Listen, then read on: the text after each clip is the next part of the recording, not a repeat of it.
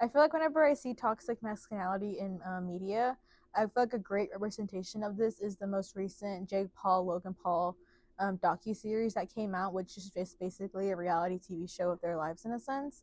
And I feel like when you hear the Paul brothers, you think of a very much like annoying, crazy in a sense. But I think I'm on like on the fourth or third episode that just came out, and like Logan Paul, seeing the way he stuck up for his now fiance, in one of his recent or not recent, but like a fight that he had, one of the guys that he was going against, instead of like making comments directly to Logan, he chose to go on AI and generate images of his fiance nude in a sense, instead of like attacking him as a person, he chose to attack his fiance.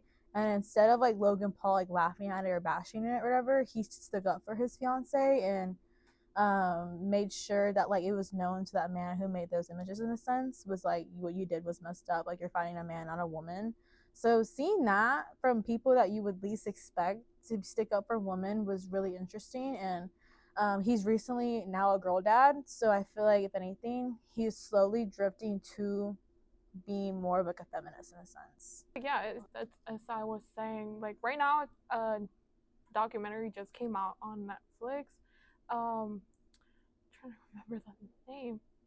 Do you remember the name of the documentary? Yeah, Adolescence. It's called Adolescence, and they touch upon Andrew Tate and like the whole thing going around um, toxic masculinity. Literally, um, how man should pretty much be at the top of, I want to call it like the chain or the pyramid, and that woman should be the one working for a man, kind of like how it was, I guess you could say back then. But yeah, it just affects, it just influences like little kids. Like everyone is online now, everyone goes on there, and one way or another, even if it's not that, you're influenced to something when you look at it online. So when young kids see that, they will want to do.